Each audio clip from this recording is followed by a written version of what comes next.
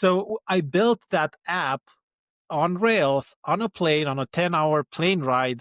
The whole app, it was built, like everything was, and I was very much like, oh my God, I built an app in 10 hours on a plane with no internet connectivity. That's how productive Rails is as a framework. So definitely try it. You can see I am very excited about it, but definitely give it an hour. Just try Rails, and I think you're gonna love it. How is it normally used? Yeah, it's server-side rendering like PHP, but by default, you can do it as an API only. There's so Rails leverages command line generators a lot. Like you're going to work in the terminal generating things a lot, and those generators are very well put in place. So for example, you say something like Rails generate model user, and then you can tell it like, okay, I have a name, which is a string, I have description, which is a text, birthday, which is date or something, and when you run that, it'll create like the model file for you. It'll create that the test, it'll create a bunch of things, and similar for controllers, it'll create helpers and everything you need. It's going to scaffold. Everything is an object. Everything is an object in Ruby. Like nil is an object, integer is an object. Everything is an object, and you can call properties on it. So that's another cool thing about it. And then another cool thing that you can do is like you can attach behaviors to objects that were defined before, or you can change behaviors if you want to. Like, if you want to change the uppercase, how it works, you can just do that inside your program. DHH released Hotwire, which is our own take on the front end of creating front ends, dynamic front ends with Rails. And I took a month. A stranger on Twitter told me like, oh my God, your app sucks because it uses Vue.js. DHH just launched this new thing 3 days ago. I'm just going to use that thing because that's the best thing ever. And your app sucks. And guess what I did? I took a month off of work to work on my side project to totally rewrite it in this new 3-day-old thing. And it's been 5 years since then. I've been still working on the same product. So it now it evolved into this framework where you can create like intranets and CRMs and internal tooling, and people like companies, they run their whole companies became this digital kind of version of their company where they collaborate inside, and they manage their customers, their plans, their subscriptions, products, whatever they do. It's very horizontal. They do all of that inside out. Ruby is very expressive, is very lightweight, easy to understand, very English-like, and that's what. Then it just stuck with me for since 2016, almost 10 years now, and I still love it. Today's guest is Adrian Marin, a product-minded engineer and founder of AVO, the Ruby on Rails toolkit for building internal tools. Adrian has spent 15 plus years building software, from leading teams at Adormi, a company I also work for, to founding startups like Basestool, Superstuff. But his most impactful work comes from tackling one of the most dreaded problems in engineering, which is back office admin panels, which I think everyone has built one at least once in their life.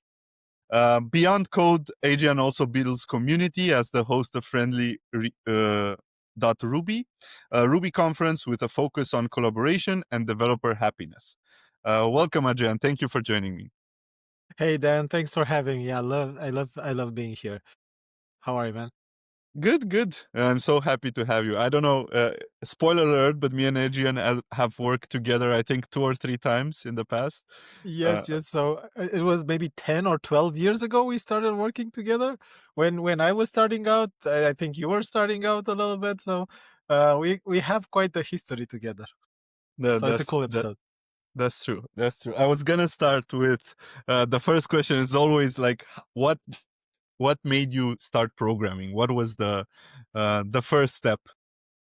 For sure. So I don't come from a very technical savvy family. It's not non-technical, but not very computer driven. I didn't go to computer science school. I studied accounting and finances and all that stuff. I didn't really like it, but I always liked to build websites for my friends and family and my side projects. And after I finished my master's degree in finances again, I just moved to a different city and I said, I'm going to try to be a developer. Like I did it, as a part, like side gig thing, but I am going to try right now to be a developer. So that's my goal. And I got a job in about a month in Bucharest, about a month of searching. And it was at an agency where we worked together. And I got paid €200 per month. That was my first few salaries. But I was like very happy that I had a job in development. Like I was coding stuff, I was learning things. So yeah, that's how I got into coding. That's a really cool story. I think very similar to a lot of people. And I want to mention that when you got that job, and me also, I think I came a year after you or 6 months after you. Back then, it was not cool to be a developer. Yeah, Like, no, like people were definitely. not like people were not starting in development for the money or the prestige. It was Yes. not.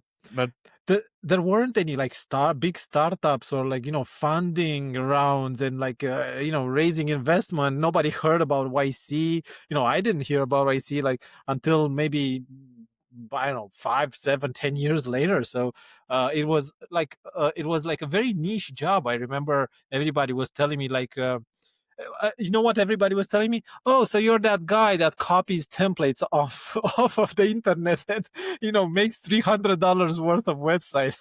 That was the thing. That was kind of like the price. Like, this is how much you should pay for a website, like a presentation, but like about $300. Yeah, it Yeah. was definitely different. Yeah, I remember in our first job, we were doing a lot of website, though, a lot of landing pages with like, I think WordPress, jQuery, a lot of like, Yes, how, yes, how do you feel about the old days? Like, do you miss them? I do sometimes. I feel that sometimes it was easier. It was it was easier from some perspective, as in like, I don't know, it was easier in some ways, but in some ways it was very difficult. We didn't have rounded corners back then. I remember using curvy corner.js, which would load the page with regular corners and then take a screenshot, and then with JavaScript making rounded corner. Like, we didn't have web fonts, we didn't have a lot of things, and we had Internet Explorer 6 to support. I know we had plenty of conversations about that. So from that perspective, it was difficult, but it was more simple because, I don't know, like, there weren't so many like, I don't know, big startups. It wasn't such a big fuss around it. It was like you could really make an impact, and yeah, Yeah, it was different. it is. And I think what I've noticed now, because when we were building, if I try to remember correctly, it took us about 2 weeks, right? Or close to a month Yeah, for to start a project, like do the design in Photoshop, splice it, build HTML, CSS, build of course we already had the skeleton of the WordPress team and everything, right? yep, So, yep, so we yep. had, but it still took us about a month to finish a simple landing page. And Yeah. now with Lovable, you do it in 5 minutes. You do it What? in 5 minutes. Yeah, yeah, yeah. Well, not exactly like that, but Not ex- close, but close, close. Yeah, close. definitely. That's what I mean. Like, it's a different. We're living in different times. Like before, I remember the phrase. Maybe some of your listeners will, PSD to HTML. Like, Mm-hmm, mm-hmm. and now, after trying to hire somebody that knows front end and that knows Ruby and Rails, because I'm in the Ruby space.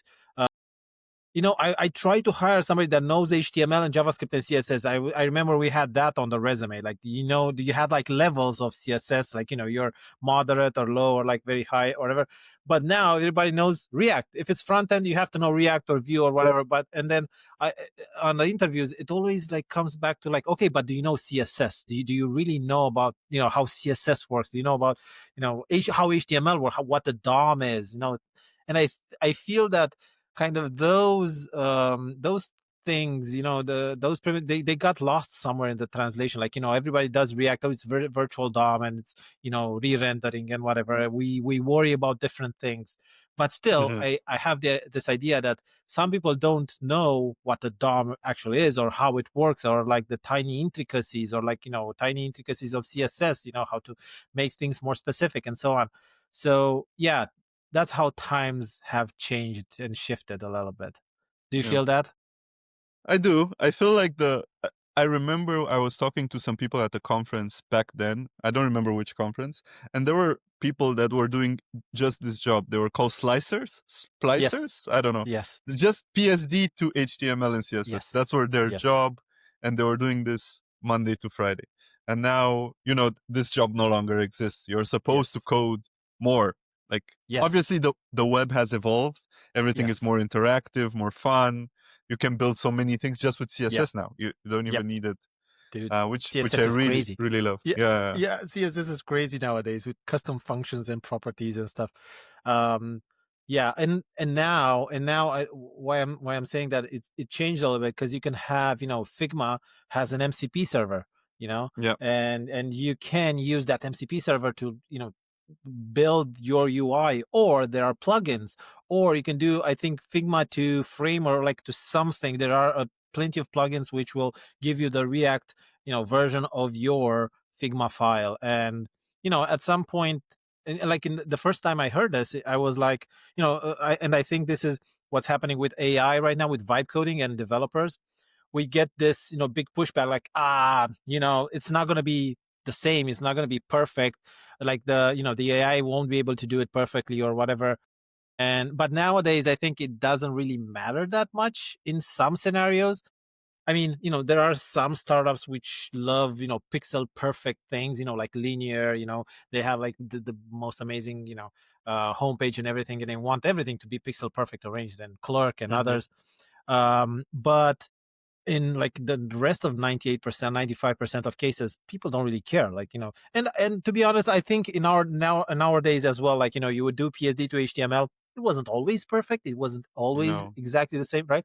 So right, AI doesn't do like pixel perfect and everything, but it does it like good enough, and sometimes that's good enough, and you just ship it, and that's it. yeah. I Yeah, mean, even for me, like building a Figma file now with 1 year before, it usually took me, I don't know, 4 hours to build something, a full landing page, coding everything myself. And now using um, Figma MCP and just having that run the first iteration saves me like 3 hours, yep, I think, yep, because yep. it doesn't do anything really well, honestly, but it builds the foundation, builds the HTML structure, it adds the colors, it adds everything. So I think it saves you a lot of time. Yeah, it's doing the tedious stuff, right? So you don't get bored in the process. You don't get upset, or like you get left to do the touch ups and the hmm polishing, and sometimes that's okay. Sometimes it's difficult, but sometimes it's rather okay. Yeah, But I have a yeah. question for you. When you do that, do you write plain HTML or do you do it in React straight shot? No, directly in React, usually because our app is in React. Yep, yep. Uh, but it depends. Like for example, my blog is in Astro. So Okay. in Astro, I usually write directly in Astro file, so HTML and JavaScript. Uh, I only insert React components if I need something interactivity, like comment box or stuff like that. But normally, I just have pure HTML and JavaScript with Tailwind, which I don't know, by the way. I don't know how to use Tailwind. I just have it there.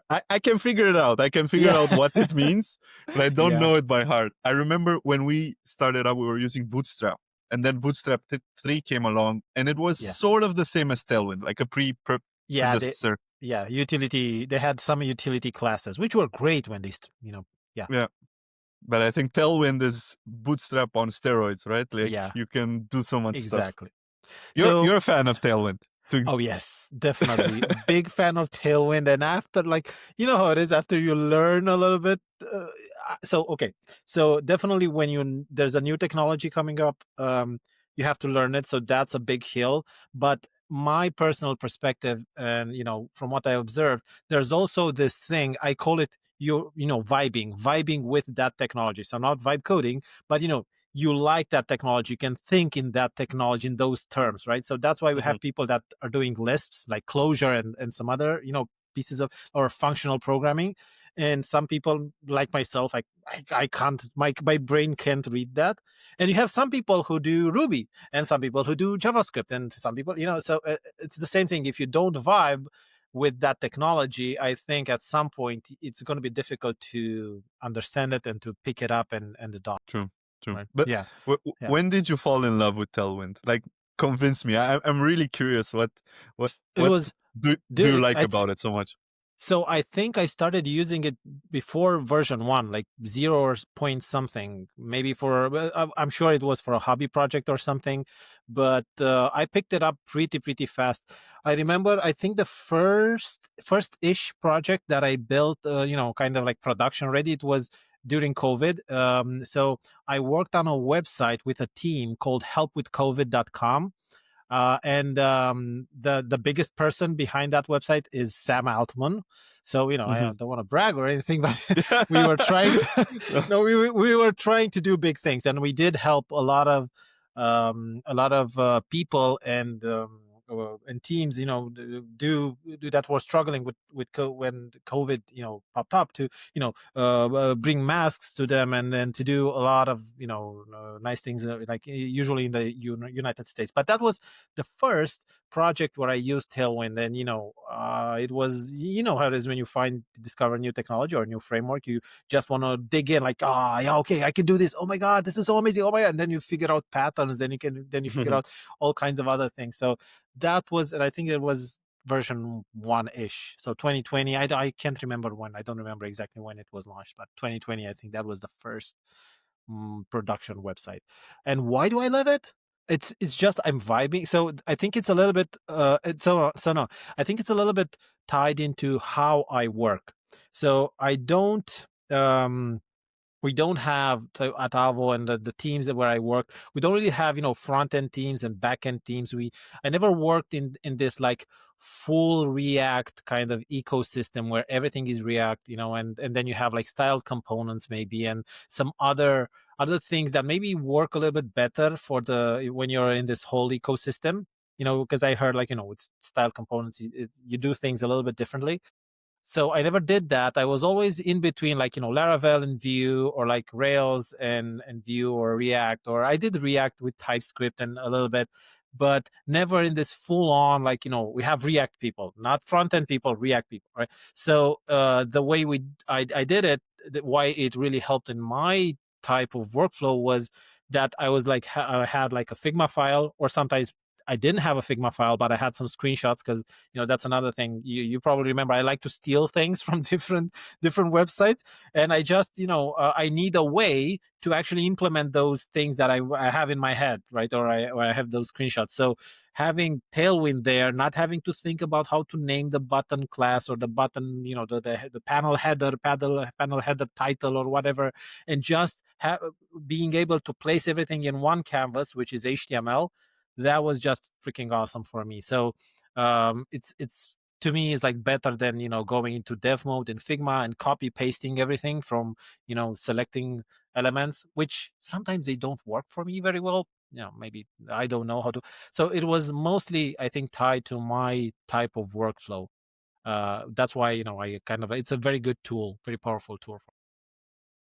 It's impressive. Like, I've never understood the problem that Tailwind was trying to solve, maybe because I didn't feel that problem myself. Like, I started working with the system you implemented in our first job, with like box element modifiers, like BEM. Yeah, BEM. And Yeah. BEM for classes. And then we were using SAS or SCSS, I think, back then. And I kept using the same system all over my career because I really liked it. And nothing else stuck with me. So I never found the Tailwind problem for myself. Yeah. So that's why. You're going to laugh, but right now we're implementing a UI kit for Rails. So actually it's for our product, for AVO, but we're going to release it for Rails as well.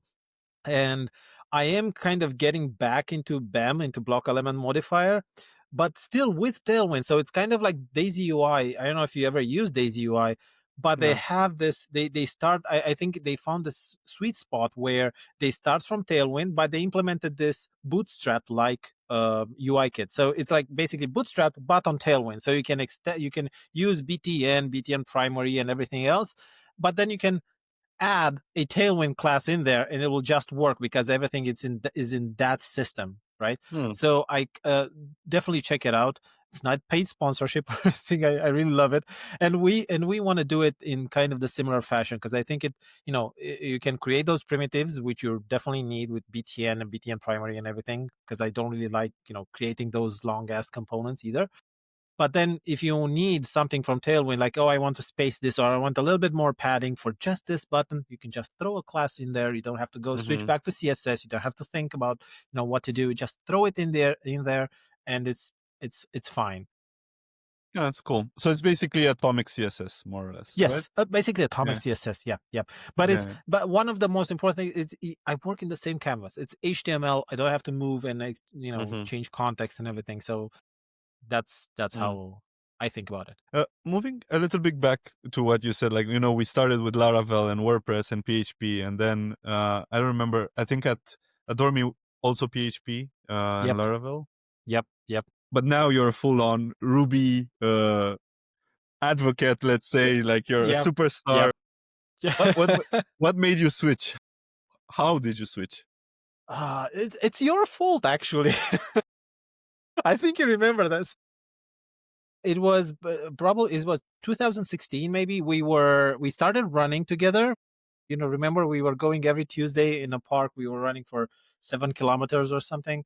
And you told me, yes, and you told me at some point, like, hey, I have this friend. She's a headhunter, and she needs a Ruby developer, a Rails developer. So I wanna propose, like, I want to send your email to her. And I said, like, I'm a freelancer, like, I make okay money. I don't really need to change my job, and I'm not a Rails developer. I love Laravel and everything.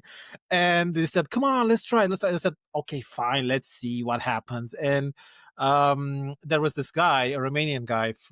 He had a startup, a Y Combinator based startup in Silicon Valley, and they were doing e-commerce. It was a e-commerce gateway. It was a really cool product, and they were running Node.js but also Rails for some apps.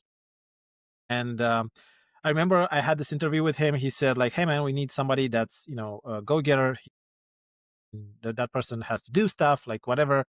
It's a startup. I don't know if you know about how startup workplaces are, and would you like to work with us? I said, yeah, maybe, yeah, I'm interested or not. Like, I was really in between, things. And he said, like, okay, have a look at the docs. This is the link to the docs. This is the project.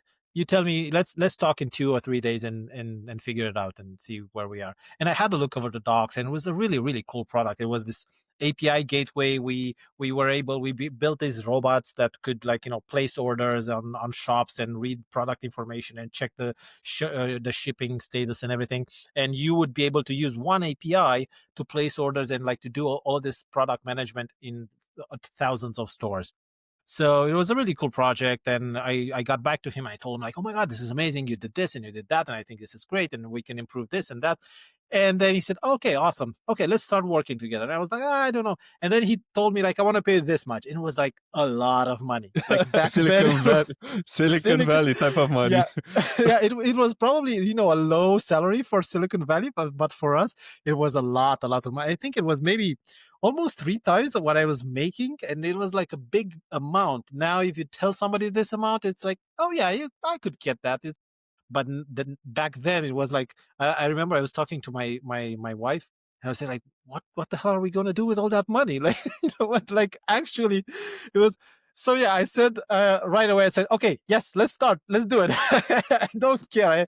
I don't care, let's do it. And then that's how I got into a company that was using Rails. And then the transition from Laravel to Rails wasn't that difficult, because Laravel, at some point, they were, following the Rails' steps. They, like, it's still an MVC framework, and many of the design decisions from Laravel, they were from Rails, they were picked up in Laravel. Now they do things a little bit differently for a few years, but still very close. And the transition wasn't that difficult. And Ruby is very expressive, is very lightweight, easy to understand, very English-like. And yeah, that's what, then it just stuck with me for, since 2016, almost 10 years now. And I still love it. So Ruby is the programming language and Rails is the framework, right? Exactly. Yeah. So Rails is Okay. to Ruby what Laravel is to PHP. It's to PHP. Okay, Yep. nice. Good to know. Good to know. And are there other frameworks? Because I've never heard of Yes. something else for Ruby. Yes. So there's Sinatra, Padrino. I'm blanking out, but there are a lot. There are other frameworks which are more lightweight, kind of like how Lumen was for Laravel, if you remember Lumen. So very lightweight, more like a middleware-ish, component. And there are other frameworks for creating cross-platform GUIs, graphical user interfaces.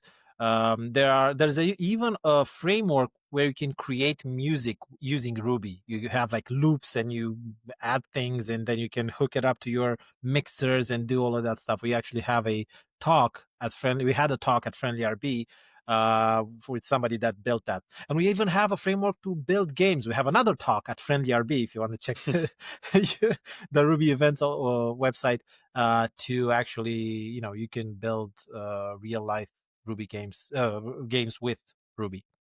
So it's quite a big, ecosystem. I've heard. What makes it special? Like comparing it to PHP, for example, or Java or other languages. What do you think it's a differentiator for Ruby? I think it's very elegant. I know it's a broad word. Like, what the hell is elegant? It's It looks like Python, right? It looks a It little bit looks like a Python. little bit like Python, but it looks like Python in the sense of like they have def whenever you start a Yeah. method, and then you have things kind of like in JavaScript where you can say you have something and then dot another method. In Laravel you have like the minus and I know what the operator is. So you have like those, you can chain things together, but you're not as strict as in Python. Like, with Python, you have to have indenting of 5 spaces or whatever. Ruby doesn't care. You don't have to have semicolon. Yeah, you don't have to have semicolons. You don't have to have parentheses around function calls or function definitions. You don't have, whenever you call a function on a thing, you don't have to add the parentheses. You can treat it as like a property. Just say dot upcase or something. Like, it's really expressive. And one of the things that actually it has a few things, but one of the things that I like is the ability to do meta programming inside it. Like, you can create programs that create programs by themselves. So it's really easy to do that, and they support a lot of like advanced use cases, which maybe others do as well, but not as first party or as good or as well. So that's why probably they're not documented so well in other, or maybe not used so well in other programming languages.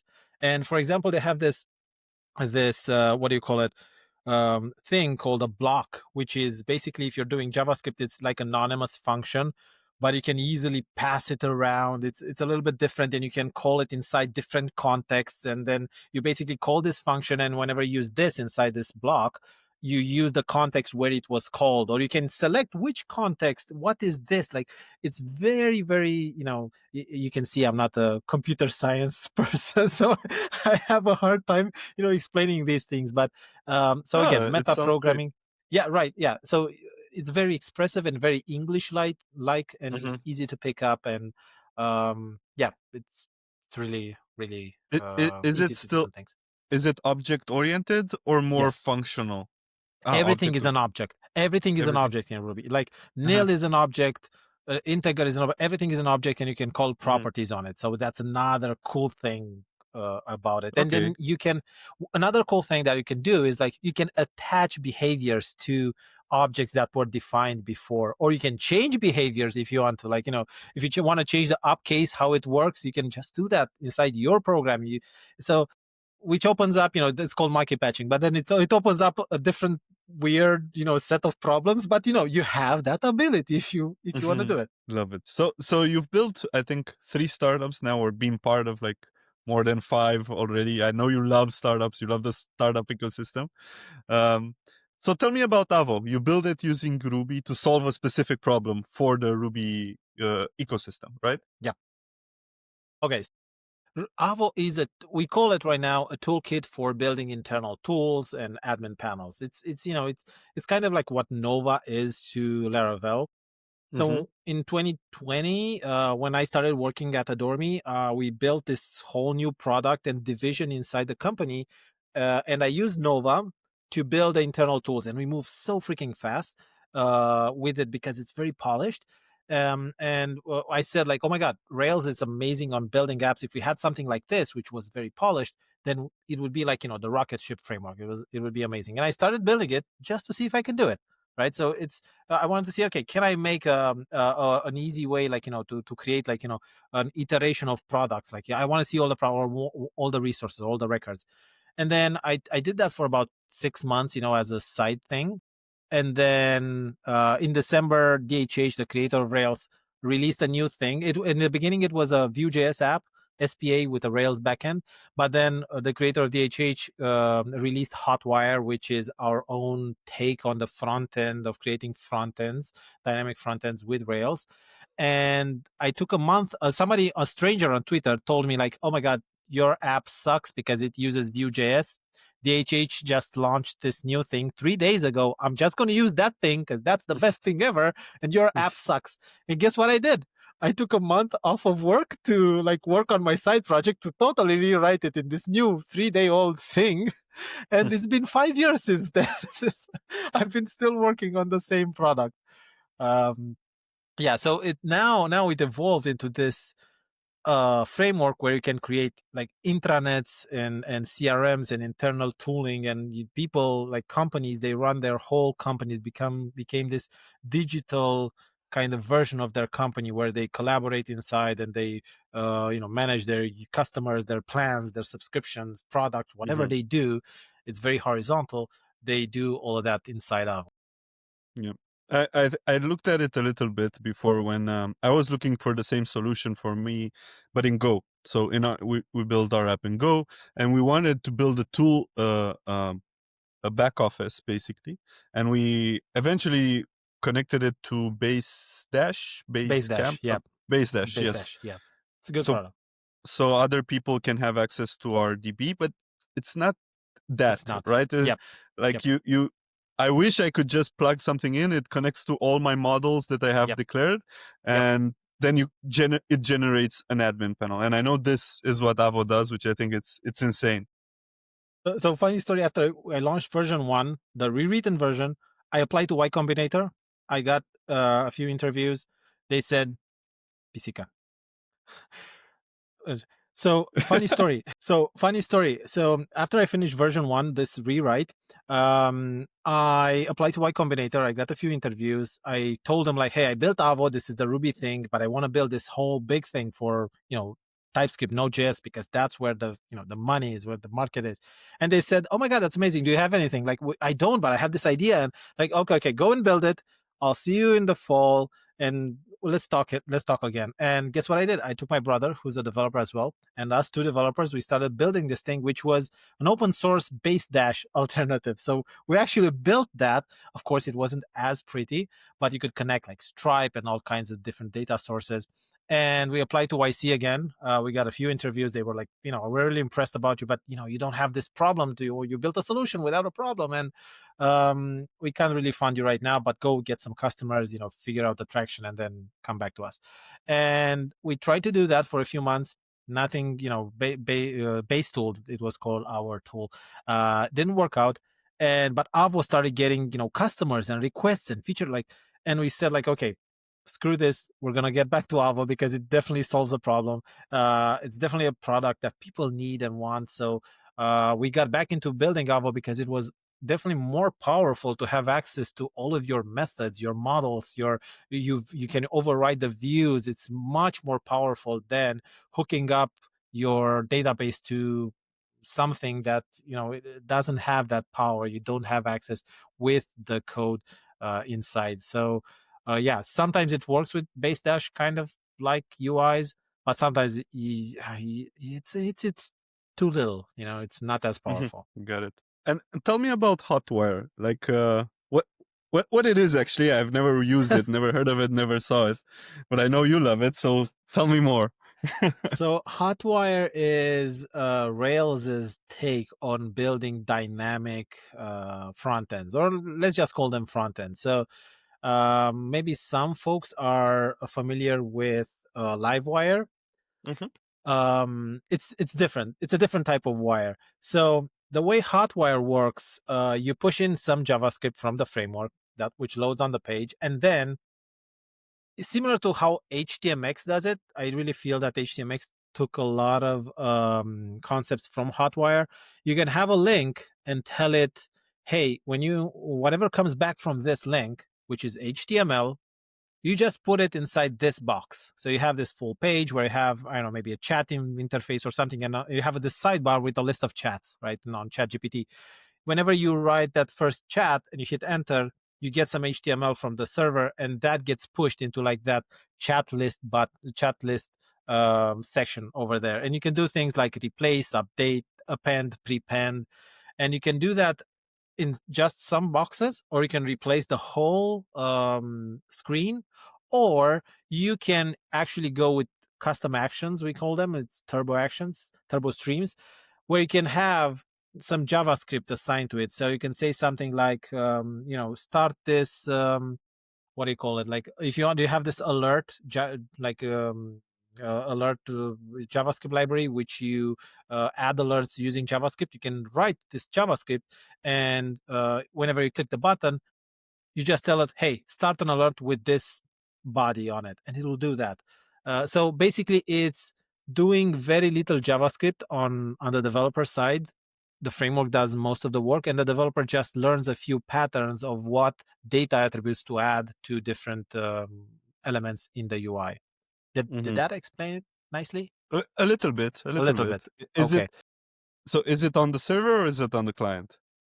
It's a two-part component. So it's on the client. The framework JavaScript is on the client, but the server can respond with certain headers to do different things. So, for example, whenever you click a button, you submit a form, you can have the server inject, for example, an alert like, oh, you have this validation error, or you can have it redirect to something else, or you can have it replace the whole page, or like you can respond from the server conditionally to that request.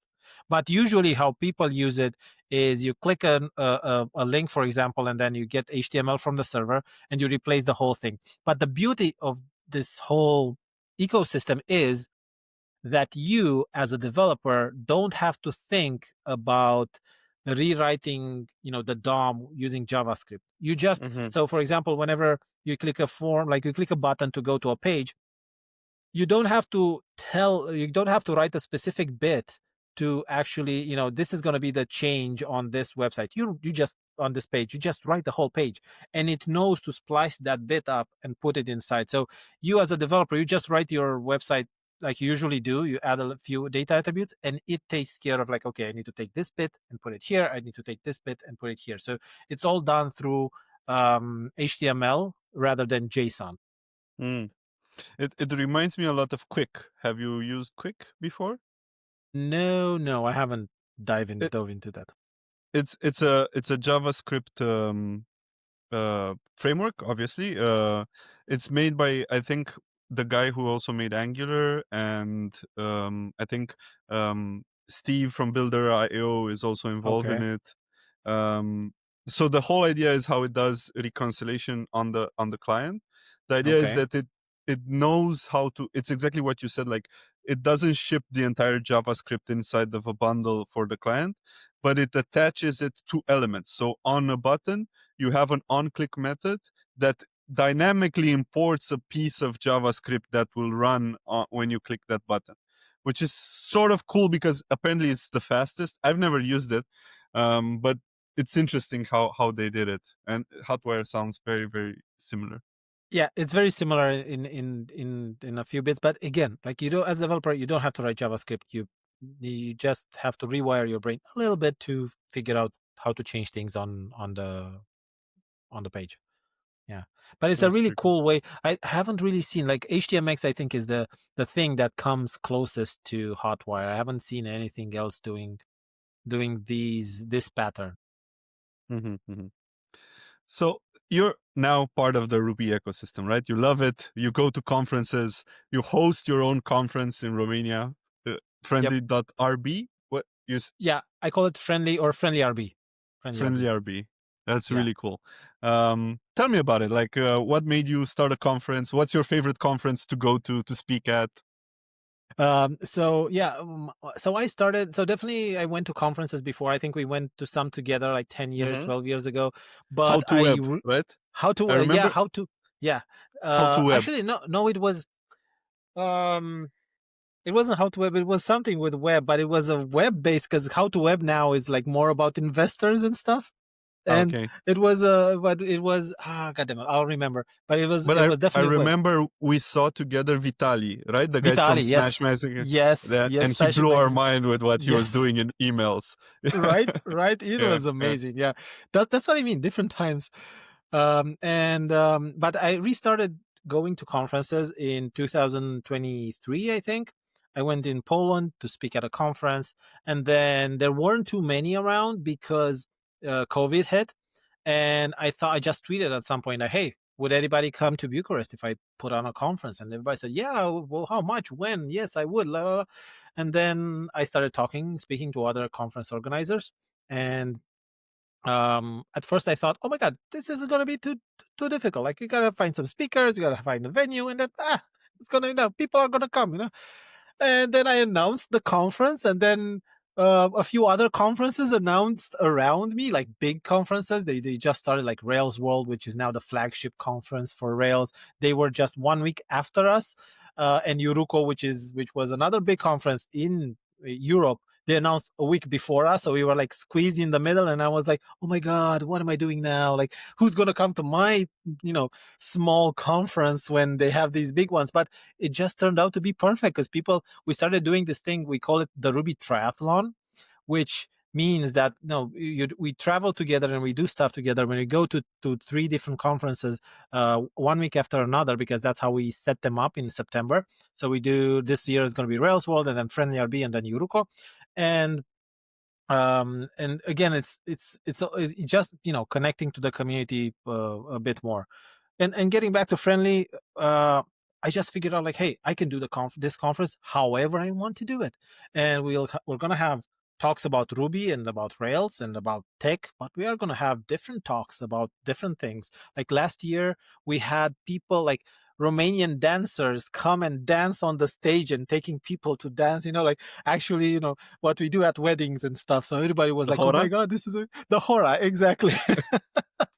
And Brashobanka. Like, it was amazing. People loved it. We had talks about what else? About like mental health, about like where the Roma people are coming, like all kinds of different things. We're gonna have about skincare this year. Like, I wanna make this conference however I want it.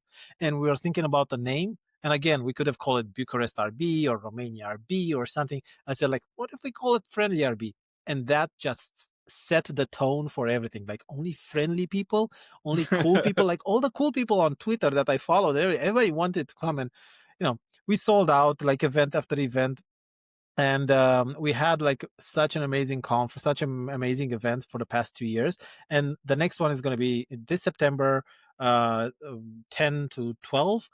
um and we do other cool stuff. We have like walking tours. Like, after the first day, I get some guys to take the people through the city, which is in the city center, which is very beautiful. And then on Friday, on the last day, we get on a train, we go to the mountains, we visit the royal castle, we eat some very local food, we go up on the mountains, and then we get back on the train and get back to Bucharest. So that's another day of people connecting, people, learning more about each other, and getting to know each other, and making that community even stronger. So yeah, you can make a conference exactly the way you want it. Like, you can go crazy. You don't have to follow anybody's rules. So that's what we wanted to do. And people just love it. People just love it. I love it. I'm right now hosting React.js Barcelona, a meetup, and every month we do it, and we have like 50, 60, 70 people. But I also want to That's host a good. conference. It's one of my dreams for next year. A lot of people reached out to me about it. But yeah, I think I'm gonna reach out to you for some advice and help, because I'm sure it worked out well, but I'm pretty sure it's not easy. Oh, dude, it's not. You know what I did today? I went to the train station to tell the people to add another car to the train just for us. So you're gonna do weird stuff. So yeah, but definitely, I'm happy to help. It's but we need more weird events, more Mhm. different events. I feel because I go to a lot of conferences, and at some point it's like it's another almost like a copy and paste, like it has no soul, it doesn't have, and True. people want new things, want different things, I feel. Yeah, yeah. I think a part of the best conferences I've been have this community vibe to it. Like it's not, oh, you're in a big hall, you don't care about anybody else. You drink your coffee, you go to a talk. You drink your coffee, you go to a talk. No, you need to build a community and to Yep. make people interact, which makes Yep. it more successful. Yeah, there's this thing called the hallway track, if you've heard about it, and that basically uh, that means that people sit in the hallway and talk. Sometimes during the breaks, sometimes during the talks, like But there's the hallway track, and if that's successful, the talks are great and everything, but most people come to do that because those are the things that you cannot do over the internet, on Discord or on chats or somewhere else. Like you can get create internet friends and everything, but when you meet in person in real life and have these laughs and drinks and everything, that's when things are great. Yeah, that's pretty cool. Uh, Yeah. Tell me about the passport. I heard you're building a passport.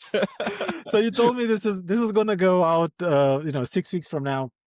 So I can share it because nobody knows about it. We're gonna release it like next week or in 2 weeks at the first conference.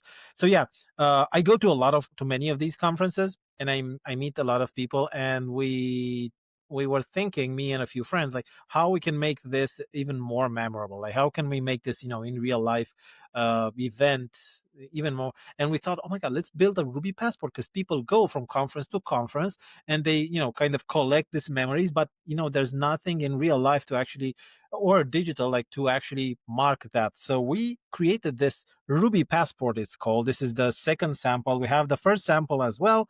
So, and it'll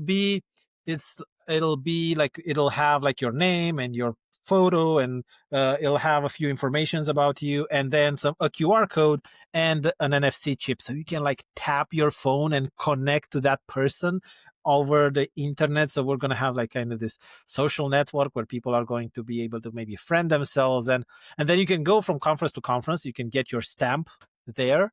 Every conference will have a different stamp, and then every conference will have this like a device where you can tap your passport in there or scan the QR code, and you'll have a verified attendance in your digital passport as well. So it's a very it's a we went too far with the with the whole passport idea, but we had a lot of fun doing it. So yeah, That's cool.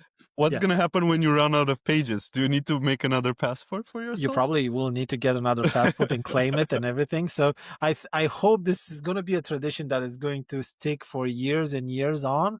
So people will maybe in 15, 10 years they'll say, okay, I have 3 passports which are full. This is my legacy. Let's call it. How because there are people, I have friends which go to 90% of the conferences, like all of them, and yeah, this is just another thing to a piece of memory where people can mark those events. That's pretty cool. How Yeah. many conferences there are actually on Ruby? Are there 20, 30? What's the ballpark number? So we have this rubyconferences.org website, and then we have this Ruby events. I just want to shine some spotlight on this. Ruby Hmm. events is a community project where we um, we have a database of I'll dare say all of the talks that have been for Ruby, maybe not all of them, but the more recent ones, and all the events and everything are categorized there, and that's going to be like the social network. So I think we have maybe 30 to 40 per year. So quite a few events, and I think last year we had about 20 in Europe alone, about 20 events. So quite a lot. Like we're a very active community, or with conferences. That's pretty cool. I think you should also do the passport for speakers, like so they can get the the stamp for each talk, each conference they spoke at. Oh my God, I am going to totally do that right now. I'm going to write it down. That's such an amazing idea. Like Speaker 2025. That's amazing. Oh my God. See, this is what I like. This is what I like about this whole thing. Yep. Yep. Love it. Love it. Thank you so much for that. Have you spoken on at all of them? No, no, it's too many. Like, it's too many. Takes too much time. It's a lot of money. It's like you have to like every talk you prepare. Yeah, I mean, you can go around all conferences and give the same talk, but at some point, especially in Europe, like you have people going from conference to conference. You don't want to be like another copy paste. Like, oh my God, I heard Adrian at this conference and that Adrian this at that Mhm. like it's going to be the same talk. So preparing a talk is not easy. Traveling is not easy. It's not. It's not cheap and everything. So I try to now we have two kids, so I try to pace myself, and I definitely go maybe to 4 or 5 every year. I speak to maybe half of them or maybe more, but you can't do them all every time. I I mean, you wish, can but take your kids with you, get them to into Ruby yeah, first before yeah, yeah, they yeah, start learning yeah. PHP or So something. so then it's a business expense for everything. Yeah, I could do that. I could do that. Yeah. How many conferences do you go every year? I try to go to speak at 6. This is my goal. Okay. Like I 12 months in a year, try to make it 6. Okay. I still have 2 left for this year that I'm going for sure, but I haven't applied that much to more. I think it's like you said, it's so tiring. It Yeah. drains me, to be honest. It really Yes. does. Like I miss the friends like you. Like I like going to meet my speaker friends, talking to the audience, but yeah, it just the Yep. travel alone, and sometimes it's not Yep. easy. Like you have to do 2 3. For example, the last year I said I'm not going to the States anymore. I think I've traveled too much to the States that I am like, has to be Yeah. local, has to be. I'm Okay. going to Athens, around Barcelona, to Amsterdam, uh, Nice. maybe Germany, but that's it. Nice. Yeah. And I feel another point on this, I feel that, especially in 3-day events, um the social juices, they kind of wear out. Like, I try to do things like there's another thing we do. Maybe you have it too. We call it the Pac-Man rule. So whenever there's a group of people like in a circle at the conference, we try Hmm. to leave one slice open so people can join always. So that's Hmm. kind of our Pac-Man rule. So I try to do a Exactly. lot of that. Yeah, we try to do a lot of that in our community. And sometimes there are developers usually are introverts, so it takes a little bit more, like, okay, let's get into a conversation. Hey, how are you doing? And I'm trying to like get people to like the time that they spend there, even if they're a little bit more introvert. And that just drains me. Like, we do activities. I sometimes, we rent, things like bars. I buy people drinks. Once we went from Athens with a ferry on an island. We rented convertibles and like motorbikes, and we drove around and we ate at local fishermen, and stayed at the beach. So it was an amazing, after after activity. But it's very draining. Like, after 3 days, after 4, I come home and I just don't want to talk to anyone a little bit. Like, I miss my family and everything, and I do that, but I just want to be like alone for like 2 or 3 days. Don't let me do my own thing. Let me get back to it. So yeah, that's another part. I think that's very draining as well. Like a social part, just trying to make everything nice. But for me, I also have like this where if I go and I listen to the talks, and usually the talks are amazing, I also get like super energetic about Yeah. work. Yep. Like Yep. I come like focused, like, oh my god, that idea was amazing. I'm gonna refactor this entire app and just do this now. Tailwind Yes. all everywhere. Delete all Yes. CSS files. Yes, yes, yes. I totally understand what you mean. The thing with that, so I had a few conversations about that with people, and I think a trick. Somebody told me that you should come back with one idea. Like, Hmm. you're gonna have five, but focus on one and do that one. Because if you have five, probably not gonna do it. Not gonna do any of it. Like, it's gonna be in the back of your head for 2 weeks, and then something will happen. Like, that's how it happens for me. But if I come back with one idea, okay, I'm gonna work on this. Usually happens. Usually happens. That's pretty cool. I think one idea that I want to ask, like, how can someone start with Ruby? Now, first, actually, w- what's a good, cool project to build with Ruby that I feel like someone can do, and how can they start it? So I would say it's a good freaking question. So we do definitely have great guides on the documentation on the main Rails site and on the Ruby, but maybe Rails. So if you're a web developer, definitely try Rails and try to build an app, whatever app, try to rebuild something like Twitter or something, or your current project, and you'll kind of figure out pretty fast that if you vibe with it or not, if it's easy or not, or whatever. We definitely have, I think, an interactive guide as well on the docs, and we do have a couple of courses. I think it's high leverage Rails, and a few of them. If you write to me, if you need to do that, just freaking Mm-hmm. write to me. I'm Adrian the Dev everywhere, and I can point you to a few places. But it's not difficult. It's really easy, and it's a very welcoming language, and Rails is a very nice, very productive framework to work on. Is it still like the default you build like an API service with Rails and you just make get requests or post requests to the front end, or is it like server side rendering like PHP? How is it normally used? It's server side rendering like PHP, but by default, you can do it as an API only. There's like Rails leverages command line generators a lot. Like you're going to work in the terminal generating things a lot, and those generators are very well put in place. So for example, you say something like Rails generate model user, and then you can tell it like, okay, I have a name which is a string, I have description which is a text, birthday which is Mm-hmm, date mm-hmm, or something, and when you run that, it'll create like the model file for you. It'll create that the test, it'll create a bunch of things, and similar for controllers, it'll create helpers and everything you need. It's going to scaffold. We even have a generator called scaffold, and whenever you run like generate scaffold user, it's going to create the model, the controller, the views, everything to be able to use to have this CRUD interface mm-hmm, to mm, to use it right away. And so it's very, very much server side rendered. You can use it with a React front end or Vue or Svelte or whatever, but it's very much server side rendered. We use SQLite a lot. So since maybe 2 years ago, we have this new suite of tools called Solid. It's called Solid Q, Solid Cache, Solid, which leverages SQLite by default, but you can switch it to MySQL or Postgres from the generator whenever you generate the app.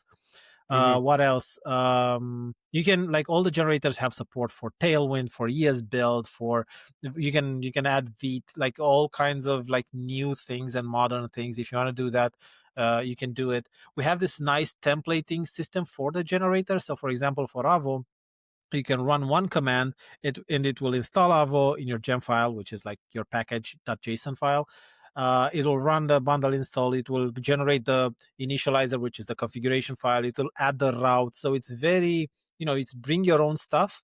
But Mm-hmm. to bring your own stuff, it's very easy. Like you run a command and you have it. Like basically, if I want to start a new AVO project, I just run one command with our template in it, and it will generate a new app with Avo installed. So if I run Rails server, it will have this app with Avo installed, ready to go. So it's quite it's quite a fast and very productive framework. And as time goes by, you'll see that everything else falls into kind of the same paradigm. Like everything in Rails is built for productivity, to move fast. Things are opinionated, choices have been made for you, but most of the time those are the right choices, and they're like just what you need to get started really, really fast.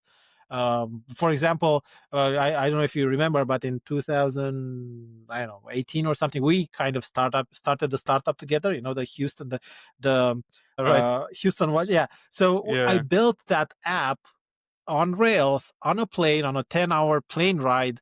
The whole app, it was built, like everything was, and I was very much like, oh my God, I built an app in 10 hours on a plane with no internet connectivity. That's how productive Rails is. as a framework. So definitely try it. You can see I am very excited about it, but definitely give it an hour. Just try Rails, and I think you're gonna love it. Yeah, hope a lot of people do. I'm for sure gonna try it for a couple of projects. I want to see how it is. Like I've been like you, like in Laravel and PHP land.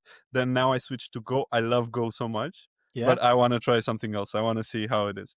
I mean, Go is very verbose, which I think is a pretty.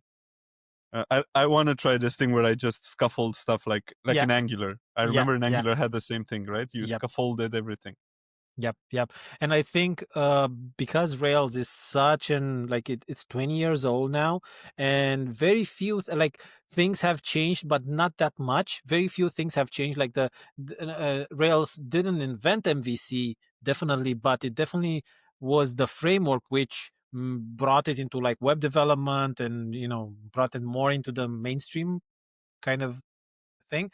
So AI, like LLMs and the vibe coding tools, they know how to write Rails very, very well. So if you're into that kind of thing, it's even a bigger bonus, because I know everybody's talking like whenever a new LLM model launches, everybody tests Svelte to see if it knows Svelte 5 or Svelte 4 or if it messes up.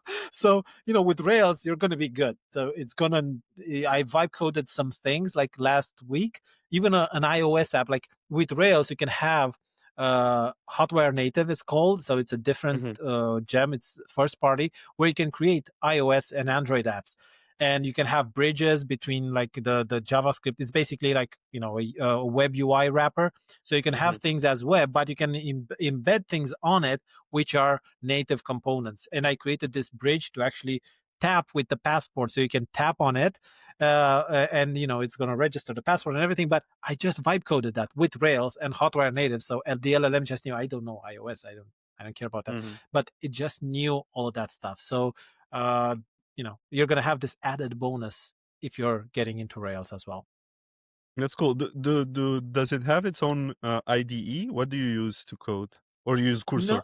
Yeah, Cursor is fine. Yeah, I mean, okay. VS Code and everything. Z had a big push on Ruby lately, and even in VS Code and the VS Code ecosystem, we have like Shopify is pushing the boundaries, and Mark Horath, a different contributor, are pushing the boundaries into what you can do. So, for example, with TypeScript, you have an incredible support, like in VS Code, like it knows a lot. It's very smart around TypeScript. We didn't have it like that in Ruby, but now it's getting way, way smarter. So VS Code or Z or whatever, or Vim, no Vim, whatever you can. We have people that do that as well. People who opened it and stuck because they could never close it again. Now Dude, they have it's a big push now, like with Vim, like Neo Vim and Omarchi. Have you heard about Omachi? no. So DHH, the author of like inventor of Rails, he created this. Now it's a distro. Before it was this setup script on Arch and Hyperland, but now it's an Arch distro for Linux. So you just install this ISO image on a machine, on a simple machine, and you have this beautiful OS with like a command starter with panel management. Everything just works very well for development. It's really thought out, and it's this big movement. It's like the year of the Linux again, because we have this wonderful distro. So definitely try Omachi. It's a really cool thing. So I think we're seeing, like with the framework laptop, if you know about that, Hmm. there's a big move towards Linux and kind of NeoVim. Kind of the way I look at it, like developers being geeky, trying Hmm. out new stuff and everything. So if you're into that kind of thing, definitely give that a try as well. So DHH, right? Created Rails. Is it open source or do the guys at Basecamp own it? No, it's open source. It has a very well put in place structure, like commands. I don't know. So there's a core team of about 10 or 12 people. Then there's this issue team, and I don't know it by hand, but it's almost like this hierarchy in a company. So there's a core team that does core stuff. They have access to everything, which is a mix of people from big companies like Shopify, to then Basecamp and other people that which are some just other people like independent contractors, and then they have like this issues team and everything. So Rails is fully open source. um you can just push PRs into it like I did. Mm-hmm. Hotwire is open source. What else? Like the Hotwire native, everything is open source. Basecamp does push the envelope a lot on like what you can do with Hotwire, because many of the things, this is the thing, like the key with Rails, many of the frameworks which are in Rails, like the model, the controller, everything, they are abstracted away from a real app, from their Basecamp and other apps that they run. So it's a thing that they needed in their business. So and then they picked it up and made it open source. They made it as a framework. So it's not this hypothetical like, oh, what if I want to do this and that and whatever. No, it's something that people do, something that people use, teams use and companies need. So that's why I think it's so productive, and it's so easy to be picked up, and it solves a lot of the freaking business problems that we have every day. So yeah, everything is open source. You can just push things into it, and you can have PRs into any piece of framework. Yeah, that's good to know. I feel like in the JavaScript world right now, Vercel is kind of buying everything, and Yes, we're gonna have a governance problem at some point, because yeah, Vercel, like everything, man, like almost everything. It's crazy. It started with React, but it Nuxt and Svelte, and Jesus, I wonder how the JavaScript ecosystem is going to look like 5 years from now, because I think we're going to see the results, later rather than. yeah, yeah, for sure. I was gonna ask you. You're a very busy man, organizing conferences, speaking, your own startup.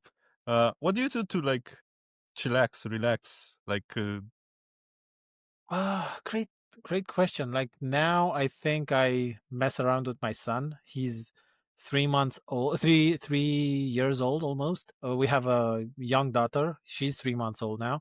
So now when I want to do that, I think that's when I just lay on the floor and pick him up, and we rough play and we do all that stuff. So that's what I enjoy the most. Otherwise, I bought myself a 3D printer. It's a Bamboo Lab A1. I'm not, it's not a paid order, but it's like an Apple kind of. It just works. I don't have to go very deep into it and change things and whatever, because I don't want to go. I don't have a mechanical keyboard. I don't have many fancy monitors or anything. I just want to keep my setup as clean as possible. So the same thing for like the printer. I print like stupid magnet widgets with my product's name on it, so to give to people. So I like to do these kinds of things, like stupids, I call them. Stupid things. But that's fun. that's what I do. Yeah, that's what I love to do. Yeah. That's pretty cool.